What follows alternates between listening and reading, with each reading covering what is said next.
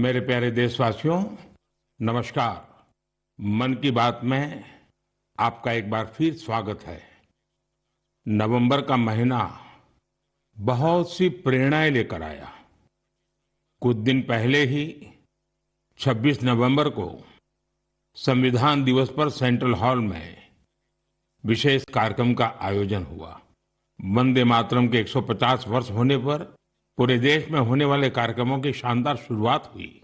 25 नवंबर को अयोध्या में राम मंदिर पर धर्म ध्वजा का आरोहण हुआ। इसी दिन कुरुक्षेत्र के ज्योतिसर में पांचजन्य स्मारक का लोकार्पण हुआ। साथियों, कुछ दिन पहले ही मैंने हैदराबाद में दुनिया की सबसे बड़ी लीप इंजन एमआरओ फैसिलिटी का उद्घाटन किया है। एयरक्राफ्ट की मेंटेनेंस, रिपेयर एंड ओवरहॉल के सेक्टर में भारत ने ये बहुत बड़ा कदम उठाया है। पिछले हफ्ते मुंबई में एक कार्यक्रम के दौरान आईएनएस माहे को भारतीय नौसेना में शामिल किया गया।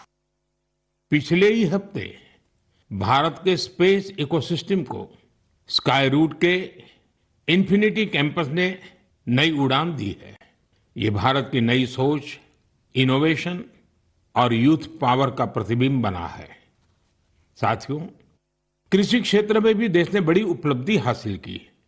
भारत ने 357 मिलियन टन के खाद्यान्न उत्पादन के साथ एक ऐतिहासिक रिकॉर्ड बनाया है। 357 मिलियन टन। 10 साल पहले की तुलना में भारत का खाद्यान्न उत्पादन 100 मिलियन टन और बढ़ गया है। खेलों की दुनिया में भी भारत का परचम लहराया है। कुछ दिन पहले ही भारत को कॉमनवेल्थ खेलों की मेजबानी का भी ऐलान हुआ। ये उपलब्धियां देश की है, देशवासियों की है। और मन की बात देश के लोगों की ऐसी उपलब्धियों को, लोगों के सामूहिक प्रयासों को जन सामान्य के सामने लाने का एक बेहतरीन मंच है। साथियों, अगर मन में लगन हो, सामूहिक शक्ति पर, टीम की तरह काम करने पर विश्वास हो, गिरकर फिर से उठ खड़े होने का साहस हो, तो कठिन से कठिन काम में भी सफलता सुनिश्चित हो जाती है। आप उस दौर की कल्पना करिए जब सैटेलाइट नहीं थी, जीपीएस सिस्टम नहीं था, नेविगेशन की कोई सुविधाएं नहीं होती थी। तब भी हमारे नाविक बड़े बड़े जहाज लेकर समंदर में निकल जाते थे और तय स्थानों पर पहुंचते थे। अब समंदर से आगे बढ़कर दुनिया के देश अंतरिक्ष की अनंत ऊंचाई को नाप रहे हैं। चुनौती वहां भी वही है। न जीपीएस सिस्टम है, न संचार की वैसी व्यवस्थाएं हैं। फिर हम कैसे आगे बढ़ेंगे? साथियों, कुछ दिनों पहले सोशल मीडिया पर एक वीडियो ने मेरा ध्यान खींचा। ये वीडियो इसरो की एक अनोखी ड्रोन प्रतियोगिता का था। इस वीडियो में हमारे देश के युवा और खासकर हमारे जैन जी मंगल ग्रह जैसी परिस्थितियों में ड्रोन उड़ाने की कोशिश कर रहे थे।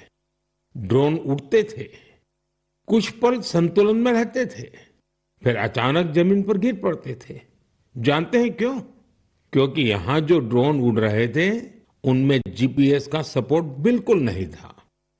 मंगल ग्रह पर जीपीएस संभव नहीं, इसलिए ड्रोन को कोई बाहरी संकेत या गाइडेंस नहीं मिल सकता। ड्रोन को अपने कैमरे और इन बिल्ड सॉफ्टवेयर के सहारे उड़ना था।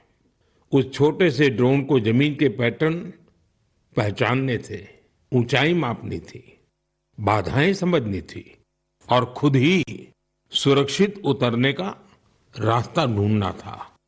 इसलिए ड्रोन भी एक के बाद एक गिरे जा रहे थे। साथियों, इस प्रतियोगिता में पुणे के युवाओं की एक टीम ने कुछ हद तक सफलता पाई। उनका ड्रोन भी कई बार गिरा, क्रैश हुआ, पर उन्होंने हार नहीं मानी। कई बार के प्रयास के बाद इस टीम का ड्रोन मंगल ग्रह की परिस्थिति में कुछ देर उड़ने में कामयाब रहा। साथियों, ये वीडियो देखते हुए मेरे मन में एक और दृश्य उभर आया। वो दिन जब चंद्रयान 2 संपर्क से बाहर हो गया था। उस दिन पूरा देश और खासकर वैज्ञानिक कुछ पल के लिए निराश हुए थे।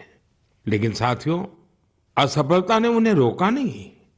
उसी दिन उन्होंने चंद्रयान-3 की सफलता की कहानी लिखनी शुरू कर दी। यही कारण है कि जब चंद्रयान-3 ने सफल लैंडिंग की, तो वो सिर्फ एक मिशन की सफलता नहीं थी, वो तो असफलता से निकलकर बनाए गए विश्वास की सफलता थी। इस वीडियो में जो युवा दिख रहे हैं, उनकी आंखों में मुझे वही चमक दिखाई दी। हर बार जब मैं हमारे युवाओं की लगन और वैज्ञानिकों के समर्पण को देखता हूं, तो मन उत्साह से भर जाता है। युवाओं की यही लगन विकसित भारत की बहुत बड़ी शक्ति है। मेरे प्यारे देशवासियों, आप सभी शहद की मिठास से जरूर परिचित होंगे, लेकिन अक्सर हमें ये नहीं पता चलता इसके पीछे कितने लोगों की मेहनत है, कितनी परंपराएं हैं और प्रकृति के साथ कितना सुंदर तालमेल है। साथियों, जम्मू कश्मीर के पहाड़ी इलाकों में वन तुलसी यानी सुलाई के फूलों से यहाँ की मधुमक्खियां बेहद अनोखा शहद बनाती हैं। ये सफेद रंग का शहद होता है, जिसे रामबन सुलाई हनी कहा जाता है। कुछ वर्षों पहले ही रामबन सुलाई हनी को जीआई टैग मिला है। इसके बाद इस शहद की पहचान पूरे देश में बन रही है। साथियों, दक्षिण कन्नड़ा जिले के पुत्तूर में वहां की वनस्पतियां शहद उत्पादन के लिए उत्कृष्ट मानी जाती हैं। यहाँ ग्रामजन्य नाम की किसान संस्था इस प्राकृतिक उपहार को नई दिशा दे रही है। ग्रामजन्य ने यहाँ एक आधुनिक प्रोसेसिंग यूनिट बनाया। लैब, बॉटलिंग, स्टोरेज और डिजिटल ट्रैकिंग जैसी सुविधाएं जोड़ी गई। अब यही शहद ब्रांडेड उत्पाद बनकर गांवों से शहरों तक पहुंच रहा है। इस प्रयास का लाभ 2,500 से अधिक किसानों को मिला है।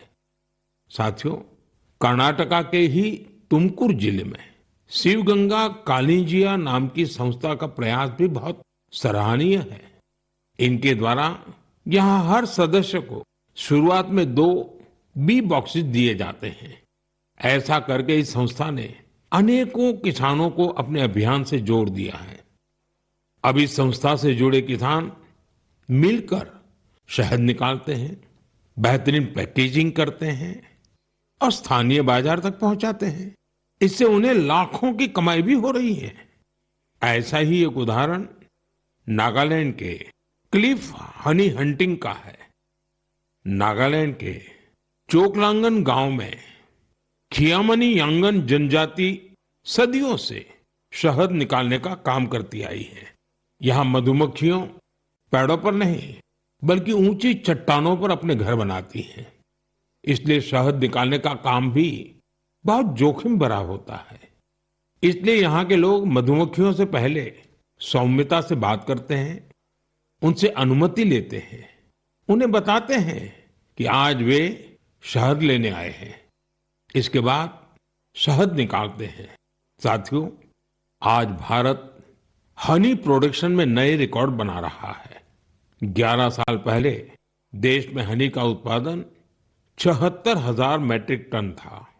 अब ये बढ़कर 1.5 लाख मैट्रिक टन से भी ज्यादा हो गया है।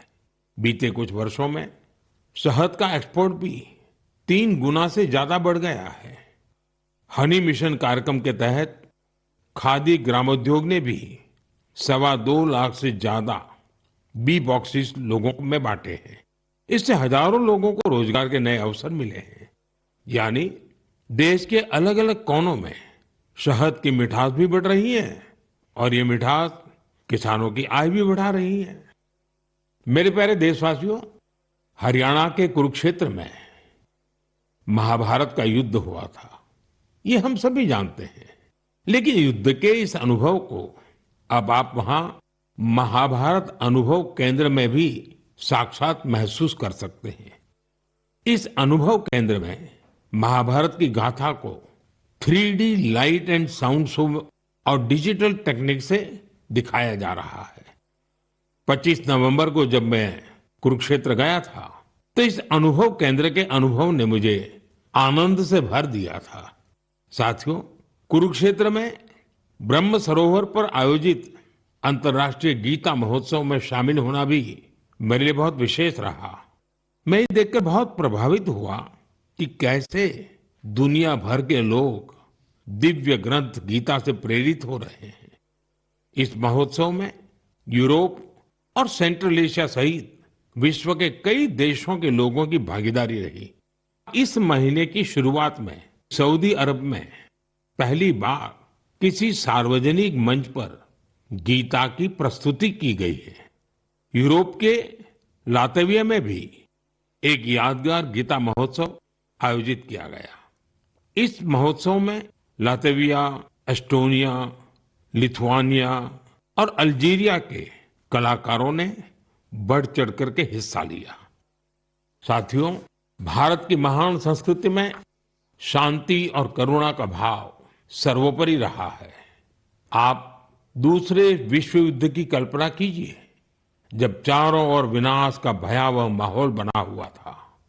ऐसे मुश्किल समय में गुजरात के नवानगर के जाम साहब महाराजा दिग्विजय सिंह जी ने जो महान कार्य किया वो आज भी हमें प्रेरणा देता है। उस समय जाम साहब किसी सामरिक गठबंधन या युद्ध की रणनीति को लेकर नहीं सोच रहे थे, बल्कि उनकी चिंता ये थी कि कैसे विश्व युद्ध के बीच पोलिश यहूदी बच्चों की रक्षा हुई। उन्होंने गुजरात में तब हजारों बच्चों को शरण देकर उन्हें नया जीवन दिया, जो आज भी एक मिसाल है। कुछ दिन पहले दक्षिणी इजराइल के मोशाव नेवातिम में जाम साहब की प्रतिमा का अनावरण किया गया। यह बहुत ही विशेष सम्मान था। पिछले वर्ष पोलैंड के वार्सो में मुझे जाम साहब के स्मारक पर श्रद्धा सुमन अर्पित करने का सौभाग्य मिला था।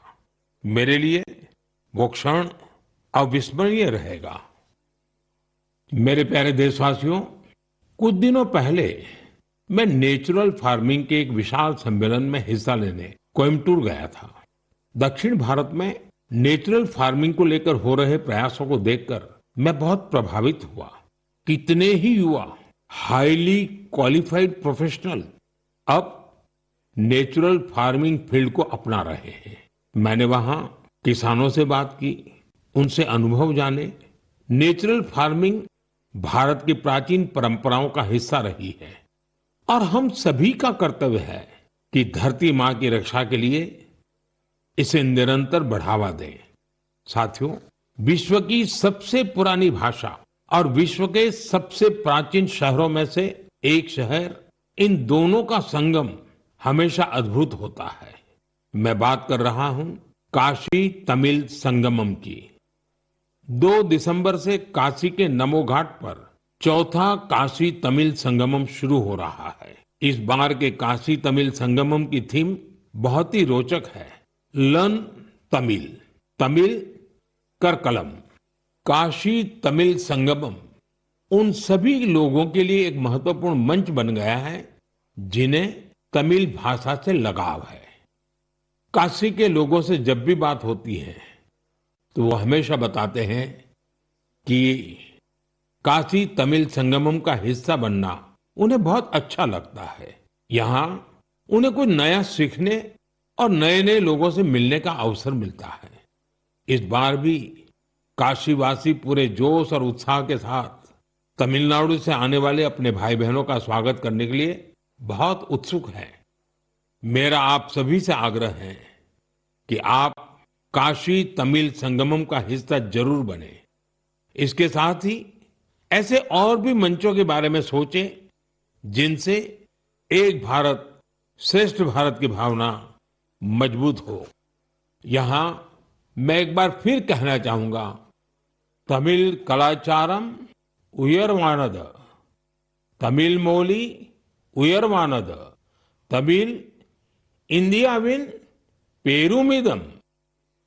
मेरे प्यारे देशवासियों, जब भारत के सुरक्षा तंत्र को मजबूती मिलती है तो हर भारतीय को गर्व होता है। पिछले हफ्ते मुंबई में आईएनएस माहे को भारतीय नौसेना में शामिल किया गया।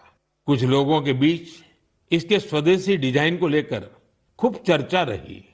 वहीं पुडुचेरी और मालाबार कोस्ट के लोग इसके नाम से ही खुश हो गए। दरअसल इसका माहे नाम उस स्थान माहे के नाम पर रखा गया है जिसकी एक समृद्ध ऐतिहासिक विरासत रही है।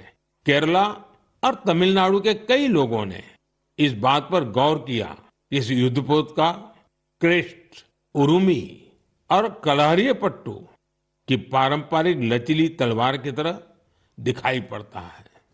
ये हम सबके लिए गर्व की बात है कि हमारी नौसेना बहुत ही तेजी से आत्मनिर्भरता की ओर कदम बढ़ा रही है।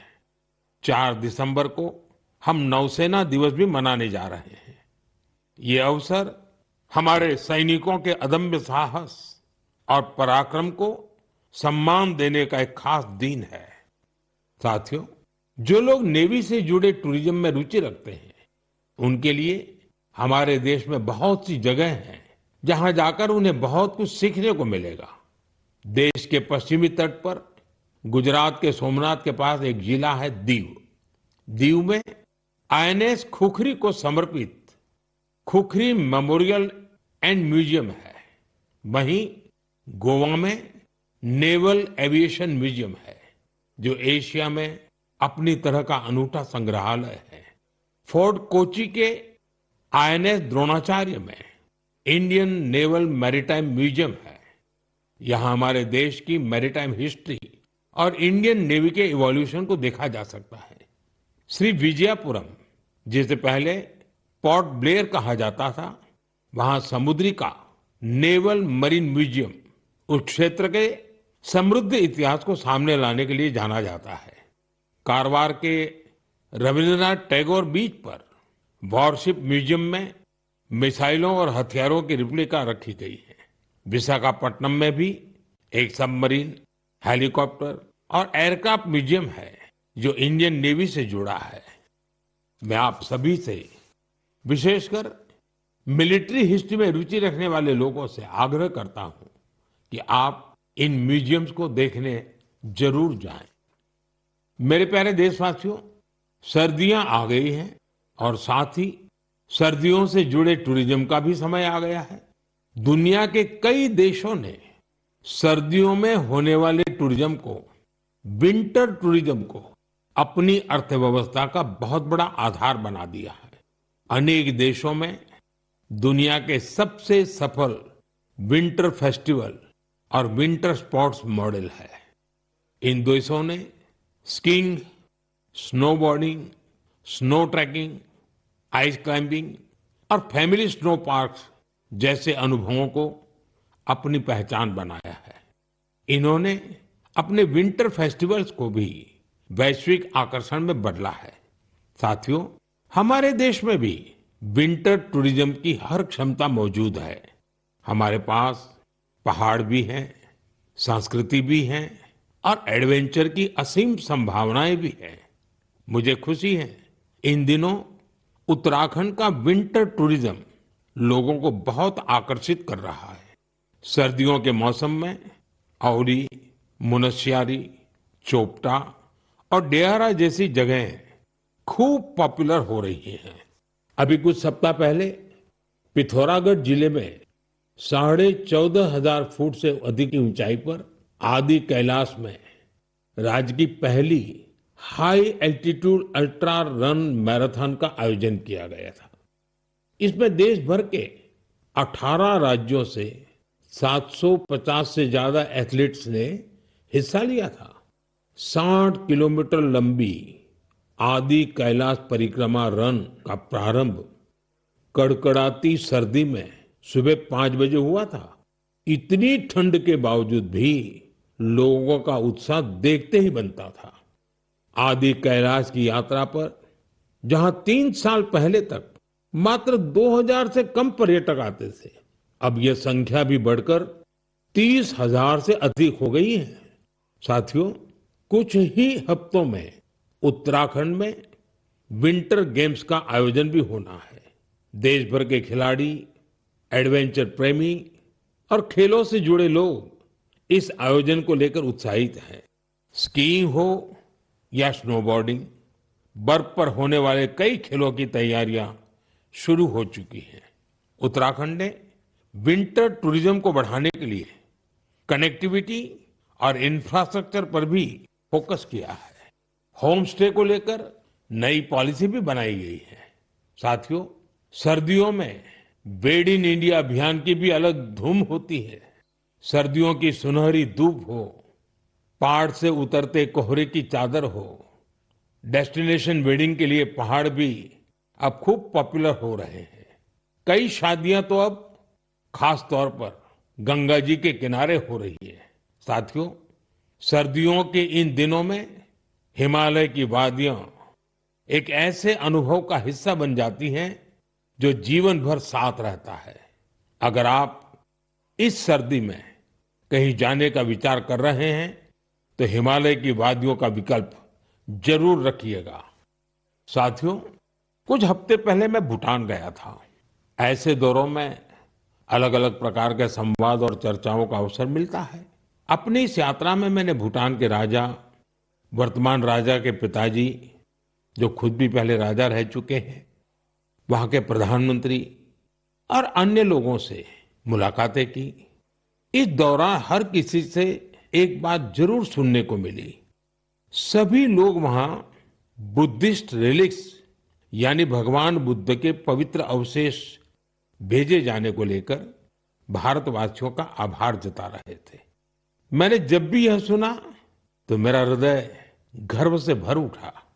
साथियों, भगवान बुद्ध के पावन अवशेषों को लेकर कई अन्य देशों में भी ऐसा ही उत्साह देखने को मिला है। पिछले महीने ही नेशनल म्यूजियम से इन पवित्र अवशेषों को रूस के कलमिकिया ले जाया गया था। यहाँ बौद्ध धर्म का विशेष महत्व है। मुझे बताया गया कि इनके दर्शन के लिए रूस के दूर दराज से भी बहुत बड़ी संख्या में लोग वहां पहुंचे। इन पवित्र अवशेषों को मंगोलिया, वियतनाम और थाईलैंड भी ले जाया जा चुका है। हर जगह लोगों का भारी उत्साह देखने को मिला है। इनके दर्शन के लिए थाईलैंड के राजा भी पहुंचे थे। पूरे विश्व में भगवान बुद्ध के पवित्र अवशेषों के प्रति इस प्रकार का गहरा जुड़ाव देखकर मन भाव विभोर हो उठता है। यह सुनकर बहुत अच्छा लगता है कि कैसे इस तरह की कोई पहल दुनिया भर के लोगों को आपस में जोड़ने का माध्यम बन जाती है। मेरे प्यारे देशवासियों, मैं आप सभी से हमेशा वोकल फॉर लोकल के मंत्र को साथ लेकर चलने की बात करता हूं। अभी कुछ दिनों पहले G20 शिखर सम्मेलन के दौरान जब विश्व के कई नेताओं को उपहार देने की बात आई तो मैंने फिर कहा वोकल फॉर लोकल। मैंने देशवासियों की ओर से विश्व के नेताओं को जो उपहार भेंट किए उसमें इस भावना का विशेष ध्यान रखा गया। G20 के दौरान मैंने दक्षिण अफ्रीका के राष्ट्रपति को नटराज की कांस्य प्रतिमा भेंट की। ये तमिलनाडु के तंजावुर की सांस्कृतिक विरासत से जुड़ी चौलकालीन शिल्पकला का अद्भुत उदाहरण है। कनाडा के प्रधानमंत्री को चांदी के अश्व की प्रतिकृति दी गई। यह राजस्थान के उदयपुर की बेहतरीन शिल्पकला को दर्शाती है। जापान के प्रधानमंत्री को चांदी की बुद्ध की प्रतिकृति भेंट की गई। इसमें तेलंगाना और करीमनगर की प्रसिद्ध सिल्वर क्राफ्ट की बारीकी का पता चलता है। इटली की प्रधानमंत्री को फूलों की आकृतियों वाला सिल्वर मिरर उपहार में दिया। ये भी करीमनगर की ही पारंपरिक धातु शिल्पकला को प्रदर्शित करता है। ऑस्ट्रेलिया के प्रधानमंत्री को मैंने ब्रास उर्ली भेंट की। ये केरला के मन्नार का एक उत्कृष्ट शिल्प है। मेरा उद्देश्य था कि दुनिया भारत के शिल्प, कला और परंपरा के बारे में जाने और हमारे कारीगरों की प्रतिभा को ग्लोबल मंच मिले। साथियों, मुझे खुशी है कि वोकल फॉर लोकल की भावना को देश के करोड़ों लोगों ने अपने जीवन का हिस्सा बना लिया है। इस साल जब आप त्योहारों की खरीदारी के लिए बाजार में गए होंगे तो एक बात आप सभी ने महसूस की होगी, लोगों की पसंद और घरों में आने वाले सामानों में एक साफ संकेत दिखाई दे रहा था कि देश स्वदेशी की ओर लौट रहा है। लोग अपने मन से भारतीय उत्पादों को चुन रहे थे। इस बदलाव को छोटे से छोटे दुकानदार ने भी महसूस किया। इस बार युवाओं ने भी वोकल फॉर लोकल अभियान को गति दी। आने वाले कुछ दिन में क्रिसमस और नए वर्ष पर खरीदारी का नया दौर शुरू होने वाला है। मैं आपको फिर याद दिलाऊंगा, वोकल फॉर लोकल का मंत्र याद रखें। खरीदें वही जो देश में बना हो, बेचे वही जिसमें किसी देशवासी की मेहनत लगी हो। मेरे प्यारे देशवासियों, भारतीय खेलों के लिहाज से ये महीना सुपरहिट रहा है। इस महीने की शुरुआत भारतीय महिला टीम द्वारा आईसीसी महिला विश्व कप जीतने से शुरू हुई, लेकिन उसके बाद भी मैदान पर और ज्यादा एक्शन देखने को मिला है। कुछ दिन पहले ही टोक्यो में डेफ ओलंपिक्स हुए हैं, जहां भारत ने अपना अब तक का सर्वश्रेष्ठ प्रदर्शन करते हुए 20 मेडल जीते हैं। मेरी इस टीम से प्रधानमंत्री निवास पर मुलाकात हुई। वाकई इस टीम का हौसला, उनका जज्बा हमें बहुत कुछ सिखाता है। यह विजय हमारे खेल इतिहास की सबसे बड़ी जीतों में से एक है, जो हर भारतीय को प्रेरित करती रहेगी। साथियों, आजकल हमारे देश में इंड्योरेंस स्पोर्ट्स की एक नई खेल संस्कृति भी तेजी से उभर रही है। इंड्योरेंस स्पोर्ट्स से मेरा मतलब ऐसी स्पोर्ट्स एक्टिविटीज से है जिनमें आपकी लिमिट्स की परख होती है। कुछ साल पहले तक मैराथन और बाइकेथॉन जैसे खास इवेंट कुछ विशेष लोगों तक ही सीमित थे, लेकिन अब बहुत कुछ बदल चुका है। मुझे बताया गया है कि देश भर में हर महीने 1500 से ज्यादा इंड्योरेंस स्पोर्ट्स का आयोजन होता है। इन इवेंट्स में हिस्सा लेने के लिए एथलीट्स दूर दूर तक जाते हैं। साथियों, इंड्योरेंस स्पोर्ट्स का ही एक उदाहरण है आयरमैन ट्रायथलॉन।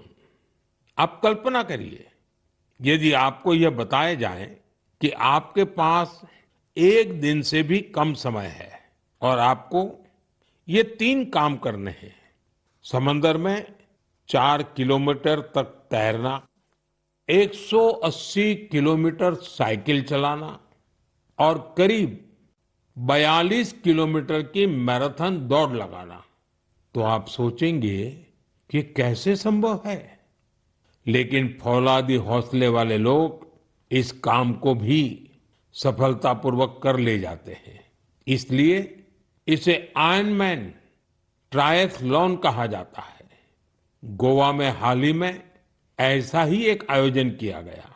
आजकल इस तरह के आयोजनों में भी लोग बढ़ चढ़कर भागीदारी कर रहे हैं। ऐसी कई और प्रतियोगिताएं भी हैं जो हमारे युवा साथियों के बीच बहुत लोकप्रिय हो रही हैं। आजकल कई लोग fit India, Sundays on cycle जैसे कार्यक्रमों में हिस्सा लेने के लिए साथ आ रहे हैं। ये सब ऐसी चीजें हैं जिनसे फिटनेस को बढ़ावा मिल रहा है। साथियों, आपसे हर महीने मिलना मेरे लिए हमेशा एक नया अनुभव होता है। आपकी गाथाएं, आपके प्रयास मुझे नए सिरे से प्रेरित करते हैं। अपने संदेशों में आप जो सुझाव भेजते हैं, जो अनुभव साझा करते हैं, उससे हमें इस कार्यक्रम में भारत की विविधता को समेट लेने की प्रेरणा मिलती है। जब हम अगले महीने मिलेंगे, तब 2025 खत्म होने वाला होगा। देश के ज्यादातर हिस्सों में अब ठंड भी तेज होती जाएगी। सर्दियों के मौसम में आप अपना और अपने परिवार का विशेष ध्यान रखें। अगले महीने हम कुछ नए विषयों, नए व्यक्तित्वों की चर्चा जरूर करेंगे। बहुत बहुत धन्यवाद। नमस्कार।